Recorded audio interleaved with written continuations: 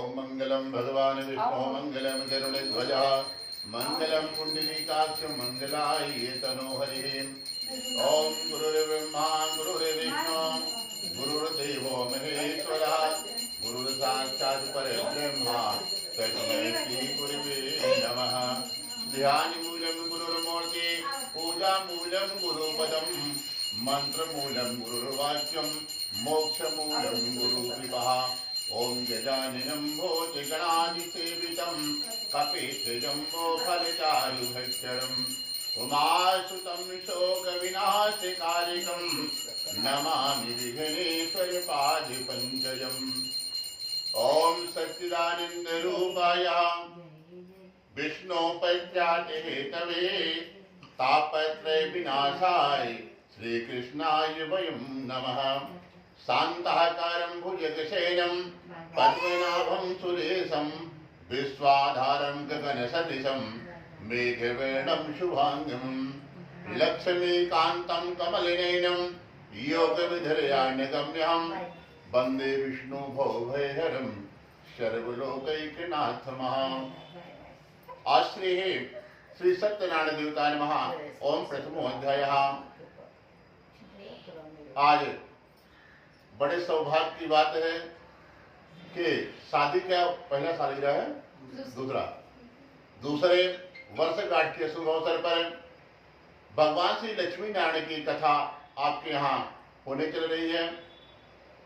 तो आप लोग कथा सुने, उसके पहले मन और वाणी पवित्र करने के लिए आइए हम सब लोग भगवान का नाम का आश्रय लेते हैं, फिर बाद में कथा को प्रारंभ करते हैं। तो चलिए सब लोग भगवान का नाम लेंगे। ओम श्रीमन्नारायण नारायण नारायण भजमन नारायण नारायण नारायण राम नारायण नारायण नारायण विष्णु नारायण नारायण नारायण भजमन नारायण नारायण नारायण हरि नारायण नारायण नारायण बद्री नारायण नारायण नारायण द्वारिका नारायण नारायण नारायण जगन्नाथ नारायण नारायण नारायण सत्य नारायण नारायण नारायण। आज प्रथमोध्याय। एक समय की बात है, नैमी सारण तीर्थ स्थान पर सौनक आदि ऋषियों ने 88,000 ऋषियों ने एकत्रित होकर के एक बार धर्म सभा लगाई कि हम लोग सतयुग द्वापर त्रेता में सबके घरों में भगवान श्री राम ने ऐसी धर्म स्थापना कर दी थी कि जितने भी बच्चे घर में होते थे सब संस्कारी होते थे। क्या किसको कहना है, अपने माता पिता के प्रति क्या नियम होता है, क्या धर्म है, गुरु के प्रति क्या नियम है, गौ माता की भक्ति कैसे करना है। और संसार में सब कोई अपने अपने नियम का पालन पोषण करता था। और कलयुग का समय आने वाला था, इसमें ऋषियों को लगा कि ये लोग अपने कर्म से बिछुड़ जाएंगे। कलयुग में धर्म के विपरीत लोग कार्य करेगा, क्या करना है, जो नहीं करना होगा वो ज्यादा करेगा, जो करना होगा उसको कम करेगा। तो ऋषियों को इस बात की चिंता हुई, तो उन्होंने एक बार एक धर्म सभा बुलाई है और वो नैमी सारण के क्षेत्र पर कि उनके लिए ऐसा कौन सा पूजा पाठ है, कौन सा दान है, कौन सा तप है जो बता दिया जाए, और जिसके घर में एक बार भी ये नियम पूर्वक हो जाए उसके परिवार पर लक्ष्मी नारायण की कृपा हमेशा हमेशा के लिए बन जाए, कभी कोई समस्या उसके परिवार पर उनके जीवन में नहीं आए। तो उसी उद्देश्य से नैमी सारण के 88,000 महात्मा इकट्ठा हुए, आपस में चर्चा कर रहे थे, कोई निराकरण पर नहीं पहुंच रहे थे कि हम लोग क्या उपाय कलयुग के मनुष्य के लिए बनाए। उसी मार्ग से श्री सूत जी महाराज जा रहे थे। सूत जी महाराज ने देखा कि ये लोग पूरे महात्मा गणे इतनी बड़ी धर्म सभा क्यों लगाई है, चलो हम भी देखते हैं। तो सूत जी महाराज का आज धर्म सभा में आगमन हुआ तो जितने भी महात्मा थे वहां पर 88,000 महात्माओं ने खड़े होकर के सूर्य जी महाराज को प्रणाम किया और सब लोग खड़े हो गए। तो सूर्य जी महाराज को थोड़ा मन में संकोच हुआ कि हमारी उम्र मात्र 16 साल की है और इन महात्माओं की उम्र कोई 10,000 साल का है, कोई 1,00,000 वर्ष का है, कोई 50,000 साल का था। और अभी आप लोगों को लग रहा होगा कोई झूठ बोल रहे हैं पंडित जी। पहले के महात्माओं की लंबी उम्र होती थी और आज भी 1-1 लाख वर्ष के महात्मा हैं, वो कुंभ में आते हैं, उनकी उम्र की सीमा नहीं कितनी है।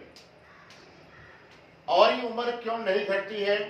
जैसे अभी आप भगवान के सामने बैठे हैं, कितनी देर आपकी उम्र नहीं कम होगी। आपसे जो काल जो उम्र घटाता है वो घर से बाहर बैठ जाएगा। जितनी देर भगवान का आप नाम लेते हैं या कहीं तीर्थ यात्रा में रहते हैं, कहीं मंदिर में जाते हैं, उतनी देर आपकी उम्र नहीं घटती है, उम्र वहीं पर रुक जाती है। और जो बड़े बड़े महात्मा सिद्ध महापुरुष होते हैं, रातों दिन भगवान का नाम लेते हैं और नाम लेना बंद ही नहीं करते हैं, ना वो सोते हैं, हमेशा नाम अनवरत उनका चलता रहता। तो उनकी उम्र जितनी भी है उसी पर रुक जाती है, कभी कम होती नहीं है। शरीर बढ़ता रहेगा, बाल पकेंगे और उम्र दिखेगा कितनी एज हो गई है, परंतु वो आयु नहीं कम होगी, उनकी उसी पर रुक जाती है। इसी तरह सभी महात्माएं बड़े बड़े तपस्वी थे, हमेशा रातों दिन भगवान के नाम का आश्रय लेते हैं और भगवान के नाम का जाप, इसीलिए बड़े बड़े महात्मा लोग बोलते हैं भगवान के नाम का आश्रय लो। नाम लेते रहेंगे तो आपकी उम्र नहीं घटेगी कभी, और कोई भी कार्य होगा तो आपको दिमाग लगाने की नहीं जरूरत पड़ेगी, क्योंकि जितना भी संसार में जो भी कार्य होता है सब उनके इशारे से होता है। 6 चीज भगवान ने अपने पास रखा है, हानि लाभ जीवन मरण जस अवजस विधि हाथ। किसका सम्मान कराना है समाज में और किसकी बेइज्जती अपमान कराना है, वो उनकी इच्छा से होता है, उसमें आपका कुछ नहीं चलेगा। और किसको व्यापार में हानि कराना है, किसको फायदा कराना है, आप कितना भी मेहनत कर लीजिए, जब तक वो नहीं चाहेंगे तब तक फायदा नहीं होने वाला है। आप कितना भी हाथ पांव पटक लीजिए, कुछ नहीं होने वाला। तो हानि लाभ और जीवन और मृत्यु, कब किसको जन्म कहाँ देना है और किसका अंत समय आएगा, सब उन्हीं के हाथ में है। इसलिए भगवान से अगर संसार में रहना है तो एक रिश्तेदारी करके रखना होता है। भगवान कहते हैं कि आप हमको अपना पिता बना लो, पिता नहीं बना सकते हो तो आप हमको बेटा बना, बोलिए हम बेटा बनने के लिए तैयार हैं। अगर बाप बनाने में शर्म लग रही है तो बेटा जी बोलिए हम आपका बच्चा भी बन करके आपका साथ निभाएंगे, जीवन में क्या जरूरत है, क्या आपको चाहिए, पूरा जीवन हम आपको देते रहेंगे। जो लड्डू को बालक को रखते हैं घर में, वो बालक स्वरूप में ही रखते हैं भगवान, सब अपना बच्चा समझ करके उनको नहलाता है, झुलाता है, कपड़ा पहनाता है, गोदी में लेकर उनको खिलाता है, बैठ करके उनसे बात करता है 10 मिनट भगवान के सामने। भगवान कहते हैं आप हमको भगवान मत मानिए, भगवान मानोगे तो आप मंदिर में बैठा दोगे फिर भूल जाओगे। भगवान मानना ही नहीं उनको, उनसे एक रिश्तेदारी करके अपना दोस्त बना लीजिए, कुछ भी मान लीजिए। और बोलते हैं अगर पिता नहीं बनाओ तो माता जी बना लीजिए। और जो भी आप रिश्ता उनसे जीवन में बनाओगे हर रिश्ता वो निभाते हैं। आपका असली माता पिता कब धोखा देते पता नहीं है, और वो कभी धोखा नहीं देंगे।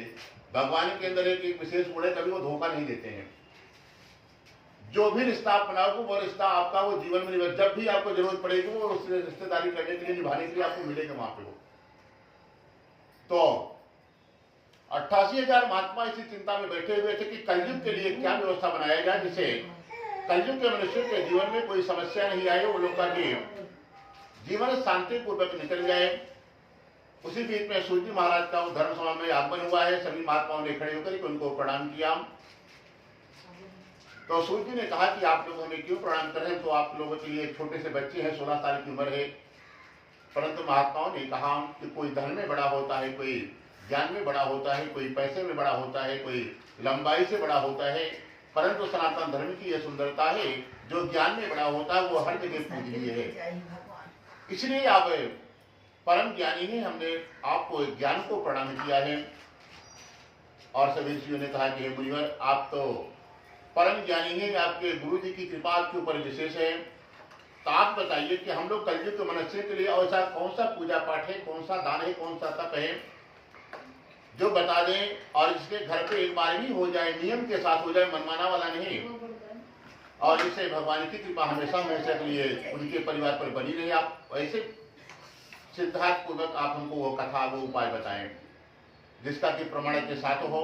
तो सूर्य ने कहा कि आप लोगों ने आज बहुत अच्छी बात की है जगत कल्याण के लिए, हम आपको बताते हैं। उसके लिए आपको एक कथा सुननी पड़ेगी, आप लोग ध्यान से सुनिए। एक बार की बात है, कहते हैं कि नारद जी के मन में विचार आया कि चलिए आज हम समस्त लोकों में घूमने के लिए चलते हैं। तो नारद जी सभी देवलोक में गए, घूमते घूमते धरती पर आए, और धरती पर भी आए तो सबका हाल चाल, नारद जी के मन में इच्छा हुई कि सबका हाल चाल रखते हैं, जानकारी रखते हैं, क्योंकि कब भगवान बुला लें। दूरसंचार मंत्री हैं नारद जी देवताओं के, तो उनको सब की खबर रखना, संसार में क्या हो रहा है, देवताओं के यहाँ क्या चल रहा है, मनुष्यों के यहाँ क्या चल रहा है। तो उसी अपने कार्य में लगे हुए थे। तो देवताओं के यहाँ सब बढ़िया बढ़िया व्यवस्था, सब सुख शांति से रहता था। धरती पर जैसे नारद जी आए, देखा जितने भी मनुष्य हैं, एक भी मनुष्य उनको सुखी नहीं मिला। रास्ते में बड़े बड़े महल घर दिखाई पड़ा। तो नारद जी को लगा कि ये लोग शायद ज्यादा प्रसन्न होंगे, चलो इनका ही हाल चाल पहले लेते हैं। तो वहां पर गए तो क्या देखा, नारद जी ने पूछा कि भैया आप लोगों के यहाँ कुशल मंगल है।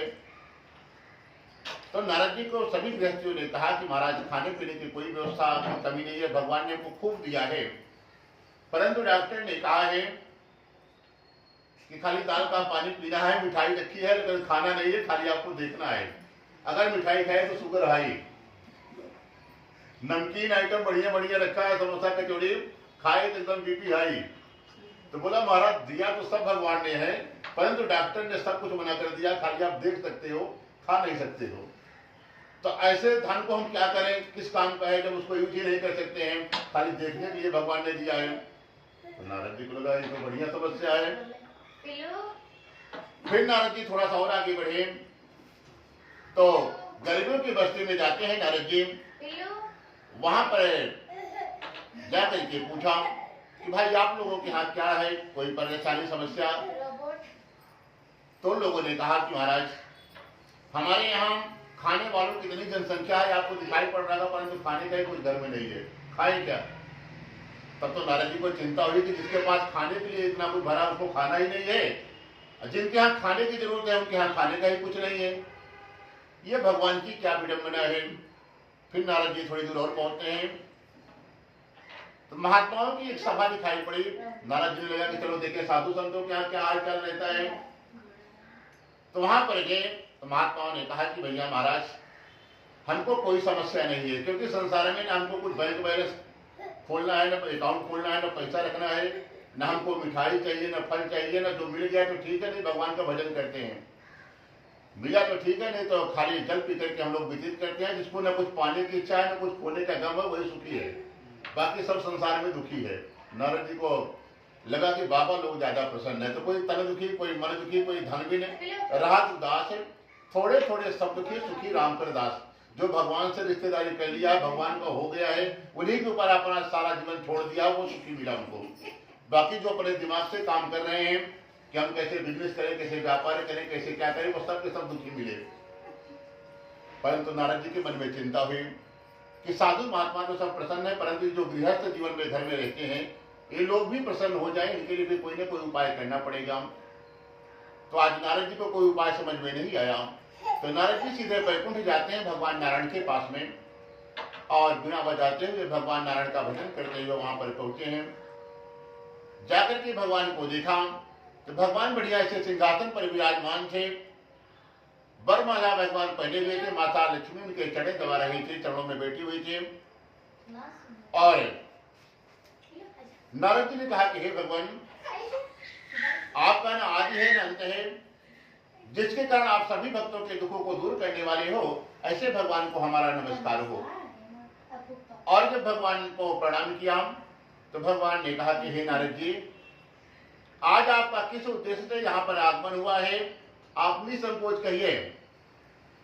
तब नारद जी ने कहा कि हे भगवान आज मैं समस्त लोगों में भ्रमण करने के लिए गया था, वहां पर जाकर के धरती पर देखा जितने भी मनुष्य गृहस्थ जीवन में रहते हैं कोई भी एक भी मनुष्य प्रसन्न नहीं है, कुछ न कुछ समस्या सबके जीवन में बनी हुई है। आप कोई उपाय जानते हो तो हमको बताइए और हम जाकर के धरती के मनुष्यों को बता दें और उस उपाय को कर ले और पूरा संसार जितने भी मनुष्य सब सुखी हो जाए।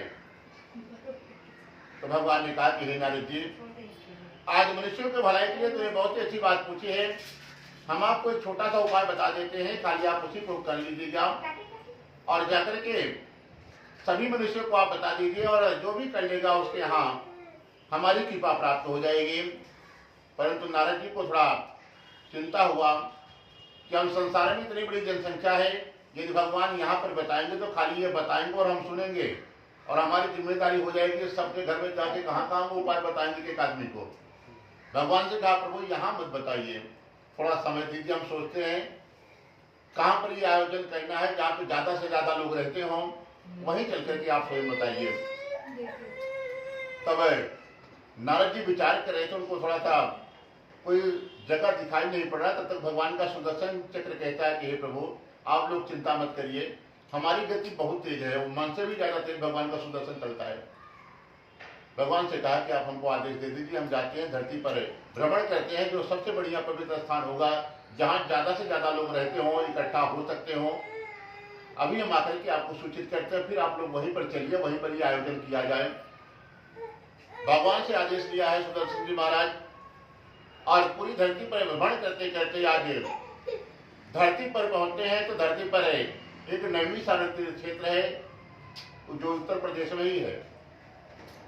वहां पर पहुंचे तो क्या देखा, बड़ा दिव्य आश्रम है, बहुत बड़ा दिव्य आश्रम, इतना विशाल है कि वहां पर सनकादिक ऋषि रहते हैं। सनकादिक ऋषियों का नाम सुना होगा, भगवान विष्णु का पहला अवतार है।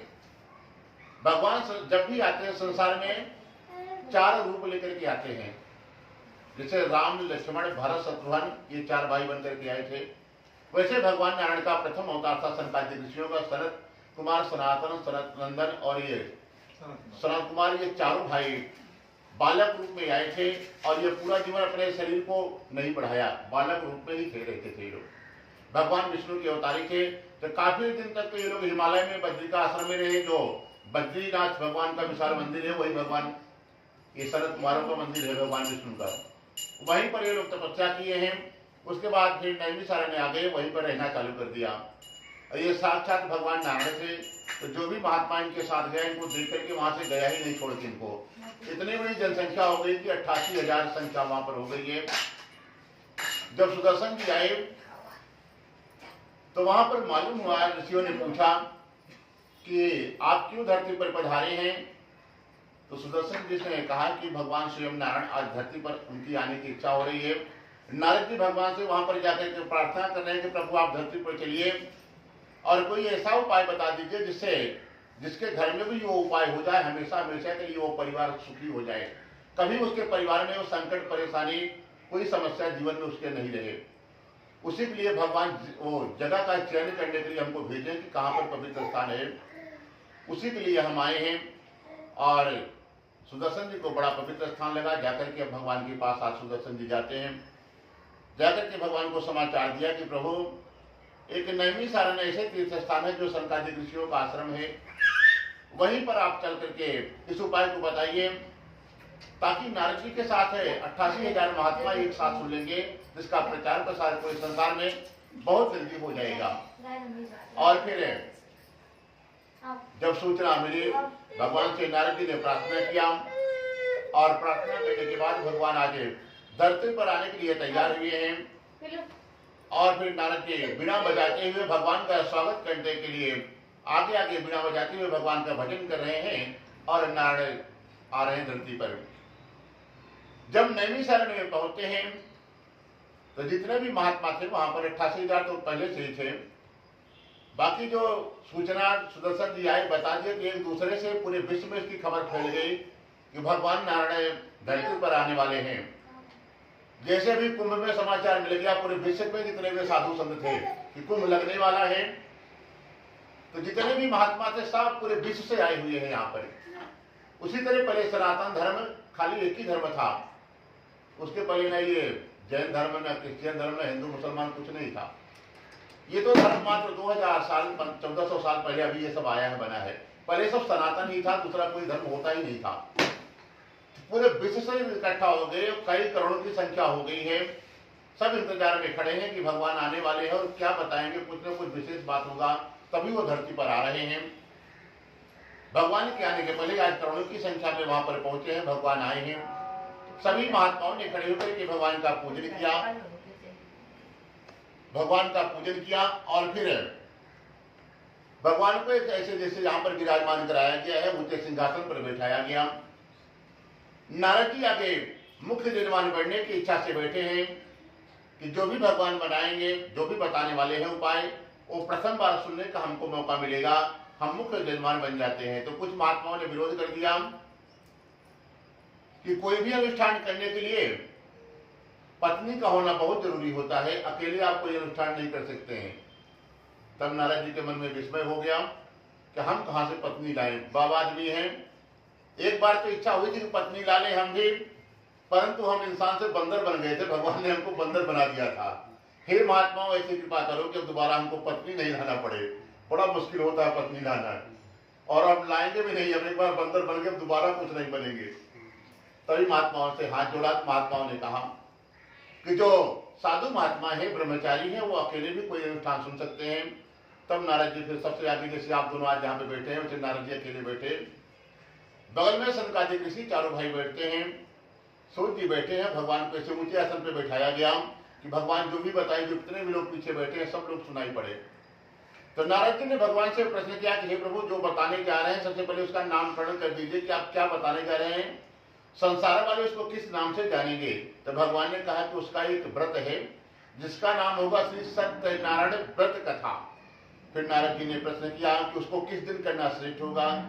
तो भगवान ने कहा कि ये कथा हमारे मुखार बिंदु से निकलेगी, तो इसको आप कभी भी सुन सकते हैं, जिस दिन भी करेंगे वो बराबर पुण्य देगा। जैसे गंगा जी हमारे चरणों से निकली है, तो आप कभी भी नहाइए, उसमें बराबर पुण्य मिलता है। जितने भी पाप आप अनजाने में किए होते वो नष्ट हो जाता है, जानबूझ के किया वाला पाप वहां भी नहीं नष्ट होता। जो कुंभ धोने गए हैं, जो जानबूझ के पाप किए हैं उनका नहीं धोया जाएगा। जो अनजाने में, जैसे आप चल रहे हैं गाड़ी के नीचे कीड़े मकोड़े कुछ आ गए, मर गए, तो वो सब पाप समाप्त होता है, और जानबूझ के किया हुआ पाप वहां भी नहीं समाप्त होता। तब विचार किया तो नारद जी ने भगवान से प्रश्न किया कि किस दिन करना श्रेष्ठ होगा। तो भगवान ने कहा कि आप इसको कभी भी करेंगे, ये बराबर पुण्य प्राप्त करेगा आपको। जैसे वो गंगा से, ये गंगा का महत्व ज्यादा होगा, क्योंकि ये ज्ञान गंगा है। वो गंगा को वहां पे डुबकी लगाने के लिए आपको जाना पड़ेगा, और ये गंगा ज्यादा सरल होंगी। इन गंगा को आप कहीं भी बुला लेंगे। भगवान की कथा को ज्ञान गंगा कहा जाता है। अभी जो आप लोग यहाँ बैठे हैं, जो कुंभ नहाने का पुण्य मिलता हो, ये कुंभ नहाने के लिए बैठे हैं, आप नहा रहे हैं, डुबकी लगाने का पुण्य मिलता है। भगवान की कथा और वो गंगा से, इन गंगा का बड़ा महत्व है, ज्यादा बड़ी बहन मानी गई है। भगवान ने कहा कि हमारे मुख से निकली है, इसलिए इनको बड़ी बहन का दर्जा मिलेगा ज्ञान गंगा को। फिर नारद जी ने प्रश्न किया कि इसमें पूजन सामग्री क्या लगेगी। भगवान ने कहा पके केले के फल, शक्कर, घी, दूध, दही, गेहूं का चुन लीजिए, और गेहूं के भाव में साठी का चुन लीजिए, और जितना भी प्रकार का आप पकवान खुद अपने हाथ से बना सकते हैं, जिस दिन भगवान की कथा रखें अपने हाथ से बनाएं, और बनाकर के भगवान के सामने अर्पण करें। और भगवान को 56 प्रकार का भोग बहुत पसंद है। अगर 56 प्रकार का भोजन बना के भगवान को 56 भोग लगा लिए तो उससे बड़ा सौभाग्यशाली कोई नहीं माना जाता। और जो बड़े बड़े सेठ साहूकारों के हाथ भी बड़ा पूजा कथा होता है, भगवान को 56 भोग लगता ही लगता है। तो जितने प्रकार का आप पकवान संभव हो घर में बना करके भगवान को अपने हाथ से भोग लगाना चाहिए, जिस दिन भी भगवान को घर पे बुलाएं। तब भगवान ने कहा कि इसका नाम सत्यनारायण व्रत कथा है। सत्यनारायण, इसमें व्रत का भी विशेष महत्व होता है। आप सुबह से शाम तक व्रत रखिए, और शाम के समय में ही ये कथा किया जाता है, तभी आपकी सत्यनारायण व्रत कथा होती है। अगर जो दिन में सुबह कर लेते उनका व्रत बीच में गम हटा देते हैं, तो आपकी सत्यनारायण कथा हो गई। और भगवान ने बताया था सत्यनारायण व्रत कथा, और आप सुन रहे हैं सत्यनारायण कथा।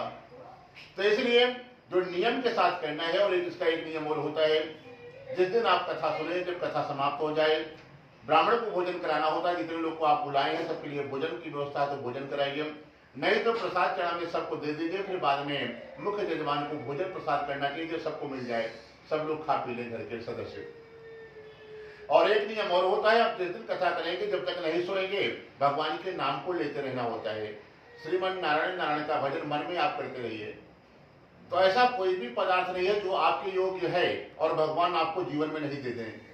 भगवान सब कुछ उसको दे देता है, जैसे जितनी आपके अंदर पात्रता है, जिस योग्य है, भगवान सब कुछ आपको जीवन में दे देंगे। खाली इस कथा को एक बार आप नियम से जीवन में अपने भगवान के सामने इस पूजन को कर लीजिए। समस्त संसार में जो भी प्रकार की सुख सुविधा भगवान उसको सब प्रकार को प्रदान कर देते हैं, और अंत में वो मनुष्य परम धाम वैकुंठ का अधिकारी हो जाता है। इस कथा की यह महिमा है। बोलो श्री सत्यनारायण भगवान की जय।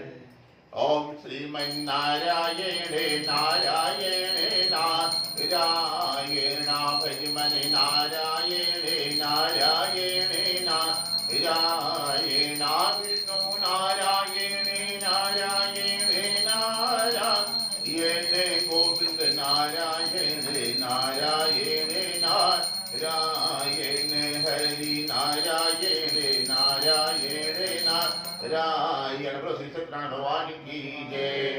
आप लोग चढ़ा देंगे आज द्वितीय अध्याय हम और आइए दूसरे अध्याय में चलते हैं। दूसरे अध्याय में काशी में ब्राह्मण देवता रहते हैं और जिनका नाम है सतानंद।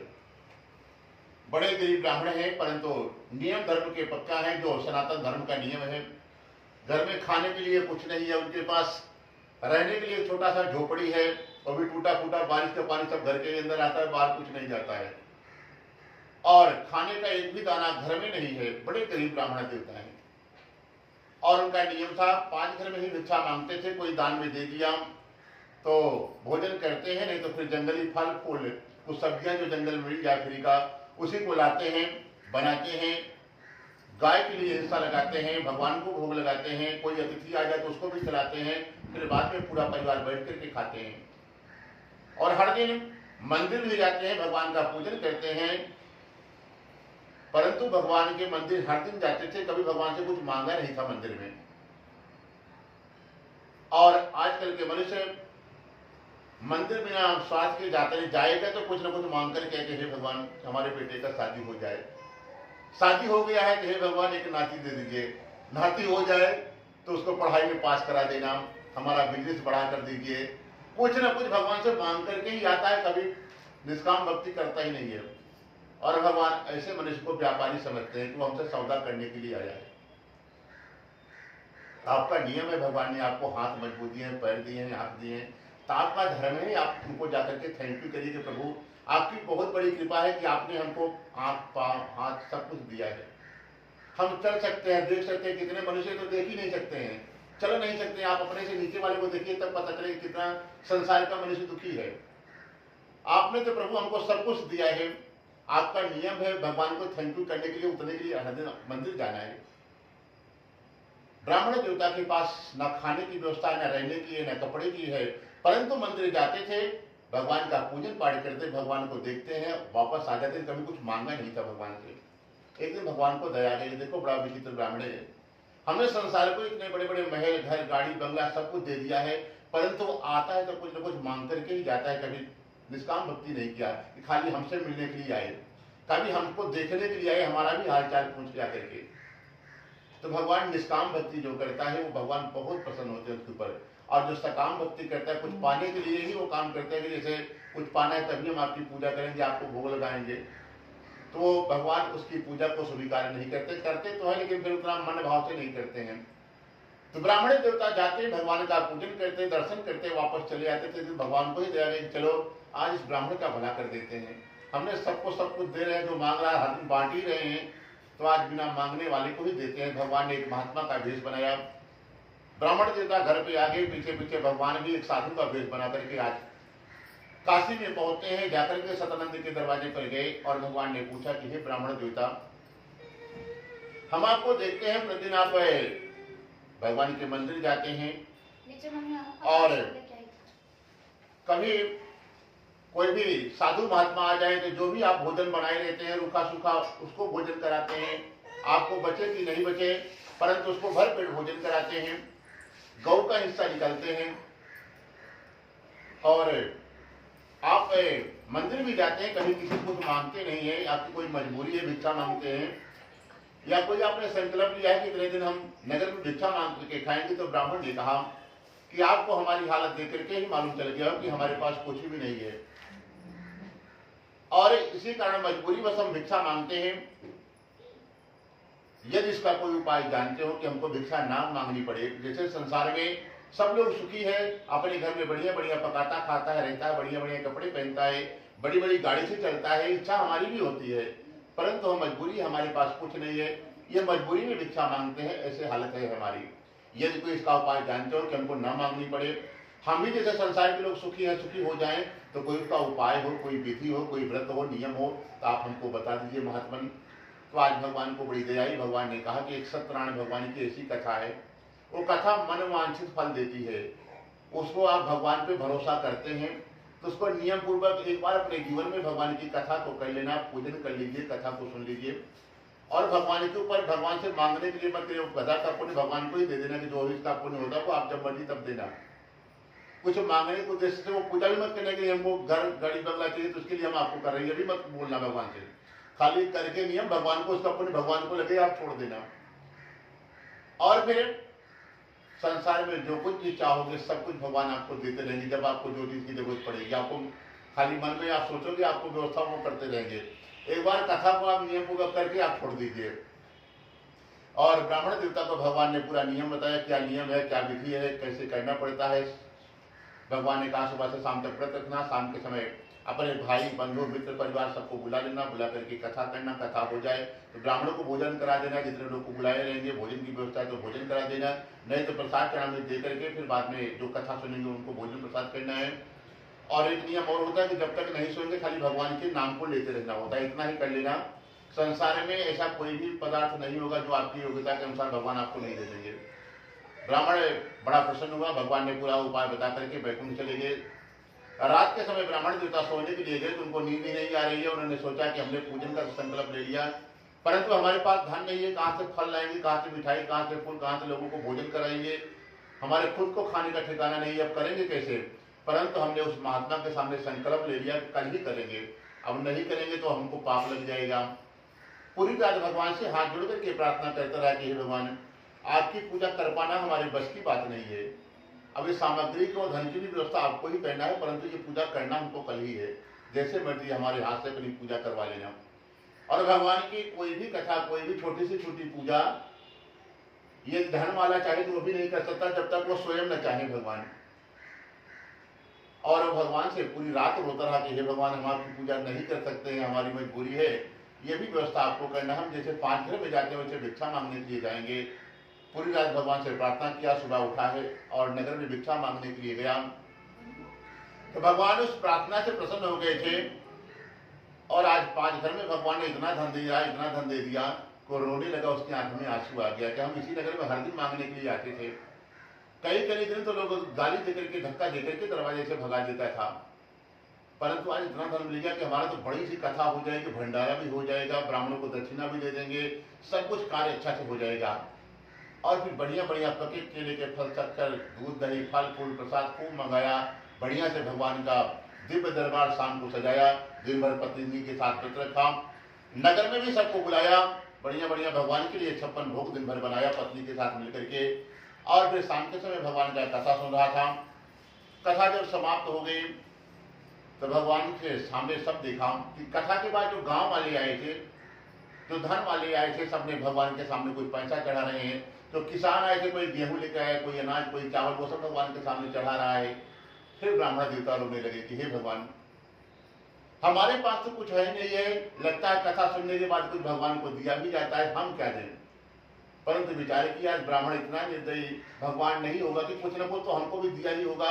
और भगवान जिसको भी संसार में भेजते हैं कुछ न कुछ दे के ही भेजते हैं, खाली किसी को नहीं भेजते हैं। बस विचार किया कि क्या भगवान ने हमको दिए हैं, तो उसको समझ में आया भगवान ने हमको गरीबी दी है, परेशानी दी है, जो हमारे पास है वही हम भगवान को देते हैं। हम किससे मांगने के लिए जाएंगे धन, ये सब तो सब मांग के लाए हैं। बैठा और रोते हुए हाथ से जुड़ करके कहता है कि हे भगवान, जो आपने हमको दिया वही हम आपके चरणों में देते हैं। हमारे पास गरीबी के अलावा, संकट के अलावा कुछ भी जीवन में नहीं है, सारी समस्या हम आपके चरणों में रख देते हैं। आज भगवान ने उसके सारी दुख, परेशानी, संकट, गरीबी उसी दिन ग्रहण कर लिया। अगले दिन एक ग्रामवासी बन करके भगवान ने बहुत सा धन ला करके उसके घर पे छोड़ गए, जिससे वो रहने खाने की सारी व्यवस्था बना लिया। और संसार में जब तक रहा भगवान का पूजन हर महीने में एक बार कर लेता था और सब प्रकार का सुख होकर के अंत को ब्राह्मण देवता वैकुंठ हो जाते हैं। तब कहते हैं उस ब्राह्मण की कथा करने के बाद और कहां पर ये कथा हुई है, कहते हैं उसी नगर में एक लकड़हारा भी रहता था, वो भी बड़ा गरीब आदमी था। एक दिन की बात है, लकड़ी बेचते बेचते सुबह से शाम हो गई, आज उस लकड़हारे की लकड़ियां नहीं बिक रही हैं और उसको भूख लग गई। रास्ते में पास में पैसे भी नहीं था, दुकान में सब कुछ सामान सजा है, फल मिठाई खाने का, परंतु खाए तो क्या खाए, बिना पैसे के कुछ मिलता नहीं है। बड़ा दुखी हुआ लकड़हारा कि भगवान ने हमको इतना भी नहीं दिया कि हम कुछ खरीद करके भी खा सकें।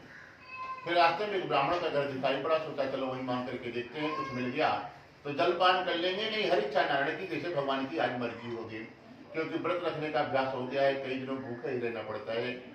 तो रास्ते में एक ब्राह्मण का घर दिखाई पड़ा, लकड़ियों को बाहर रखा कि सोचा चलो मांग करके देखते हैं। तो वहां क्या देखा कि ब्राह्मण देवता कोई पूजा कर रहे हैं।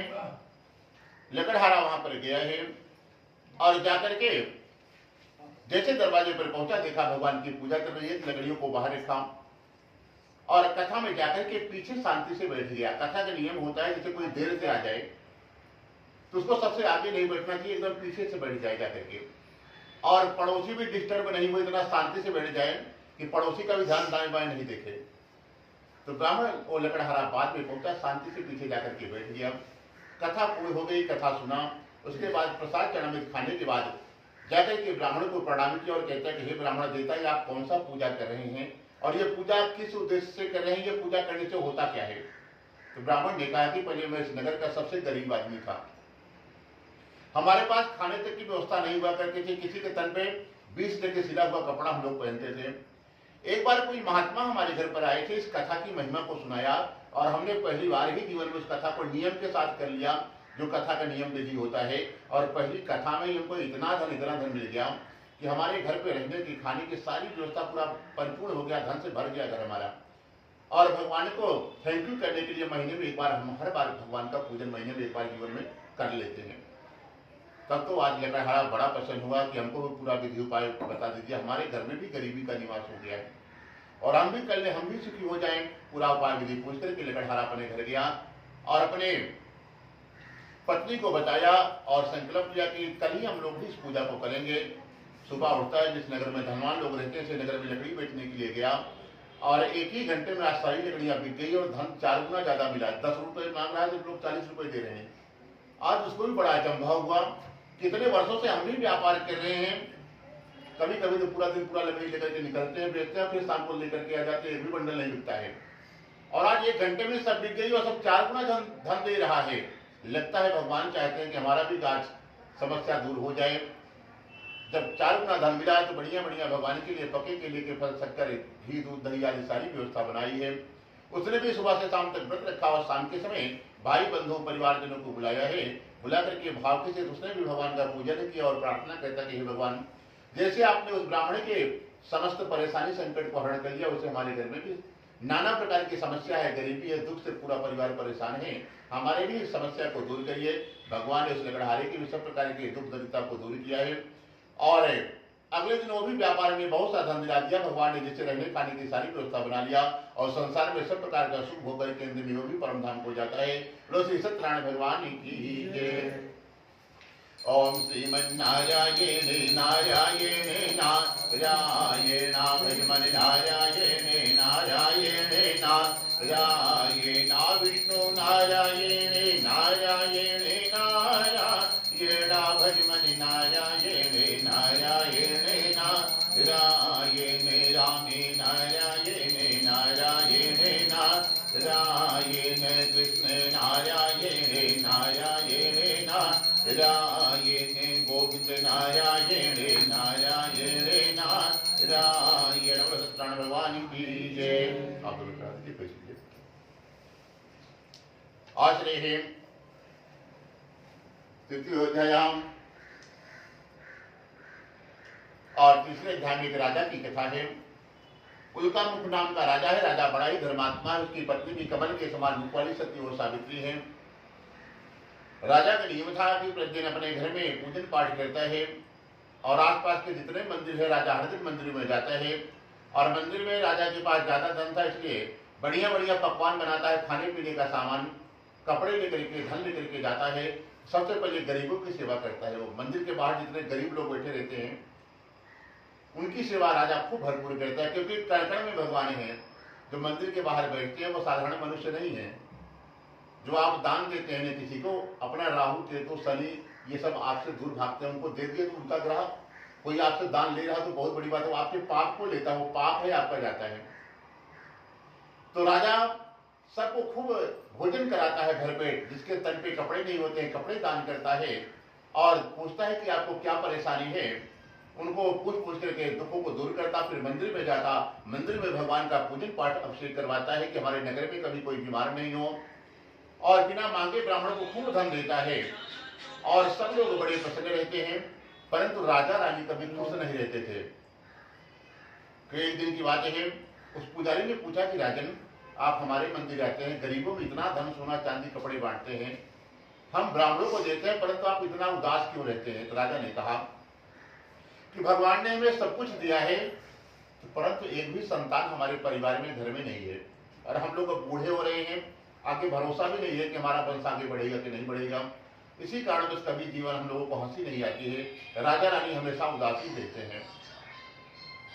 और ब्राह्मण से कहता है कि यही कारण है कि कभी हंसी नहीं आती है। तो पुजारी ने कहा कि राजन, आप चिंता न करें, यदि संतान पाना चाहते हो तो एक बहुत सरल छोटा सा उपाय है, खाली उसी को कर लेना।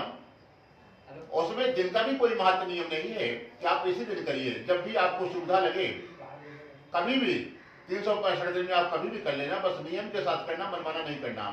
बोले क्या करना होगा? बोले कहते हैं कि सत्यनारायण भगवान की जैसी कथा है, वो मनवांछित फल देती है, उसको करने के लिए सुबह से शाम तक व्रत रखना पड़ता है, और शाम के समय अपने भाई बंधु मित्र परिवार सबको बुलाइए, और बुला करके भाव सहित, ऐसे नहीं कि अगर भाव नहीं बन रहा तो मत करिए, 6 महीने बाद करिए, भाव भी हो। अगर भाव नहीं बन रहा तो जबरदस्ती आप कथा कर लीजिए, तब भी उसका पुण्य नहीं मिलता है कि आपको जबरदस्ती बैठा दिया गया कि इतनी देर बैठे रहना है। आपके अंतर आत्मा अंदर से भगवान के प्रति प्रेम हो, भगवान के जगह प्रेम आपसे, तो कहते हैं कि आप भाव से भगवान का पूजन कर लेना। और संतान पाने के लिए इसका नियम होता है, कोई पवित्र नदी के किनारे कथा करना पड़ता है, या कोई नदी का संगम हो, तो 1 साल के अंदर ही उसके घर पर संतान हो जाती है। आज तो राजा रानी बड़े प्रसन्न हुए और भगवान के मंदिर में संकल्प लिया कि इसको हम कल ही करेंगे। और फिर संकल्प लेकर के और अपने घर जाते हैं, अपने मंत्री को बुलाया कि हमारे नगर के पास में जो भद्रशिला नामक नदी है, वहां पर हम कल सत्यनारायण भगवान का पूजन करेंगे। मंत्रियों ने बढ़िया से दिव्य दरबार सजाया है, भगवान की मूर्ति रखा, 4 केले के खंभे लगाए, चारों तरफ से भगवान का दिव्य दरबार सजाया गया। शाम के समय राजा अपनी पत्नी के साथ जाता है और बैठ करके भगवान का पूजन कर रहा था। उसी नगर में एक साधु नामक बनिया भी रहता था, और वो भी शाम के समय व्यापार से अपने घर के लिए जा रहा था। उसकी नजर पड़ी, ये तो हमारे नगर का राजा है, इतना बड़ा आदमी आज ये शाम के समय इतनी देर रात तक कौन सा पूजा कर रहा है, कोई विशेष बात होगी। साधु बनिया तुरंत नाव को किनारे ठहराया, राजा के पास आ गया और भगवान को प्रणाम करके पीछे शांति से बैठ गया। पूरी कथा पूरी हो गई, प्रसाद चढ़ाने मिल गया। फिर राजा के सामने गया, प्रणाम किया और पूछा कि हे राजन, इतने भाव से आप ये कौन सा पूजा कर रहे हैं और आप किस उद्देश्य से कर रहे हैं? तो राजा ने कहा कि भगवान ने हमें सब कुछ दिया है, तुम्हारे परिवार में संतान एक भी नहीं दिया, उसी को पाने के लिए, उसी की कामना से हम लोग यहाँ पर पूजा कर रहे हैं। तब साधु बनिया कहता है कि हमारे पास भी सोने चांदी का कारोबार है, धन की कोई कमी नहीं है, परंतु हमारे घर पे भी संतान एक भी नहीं है, उसी के पाने की इच्छा हमको भी है। आप हमको भी बता दें कि इसका नियम क्या होता है, क्या विधि होता है, हम भी कर लें ताकि हमारा भी वंश आगे चल पड़े। साधु बनिया राजा से पूछा, राजा ने भी उनको पूरा उपाय उनको भी वही बताया कि आप भी नदी के किनारे ये पूजन को कर लेना, सुबह से शाम तक व्रत कर लेना, जब कथा हो जाए तो ब्राह्मण को भोजन करा देना, जितने लोग को बुलाए रहेंगे उनको भोजन भंडारे की व्यवस्था कर देना, फिर जो पूजन सामग्री है बहते हुए जल में विसर्जन कर देना, घर चले जाना। घर जाने के बाद एक नियम और करना होता है, जब तक आप नहीं सोएंगे तब तक भगवान के नाम को लेते रहना होता है। यदि ऐसा नहीं कर पाओ तो भजन कीर्तन की मंडली बना लो, नहीं तो आजकल तो यूट्यूब का सहारा है, मोबाइल पे भगवान का भजन को सुनते रहिए, जब नींद आए जाके सो जाना है।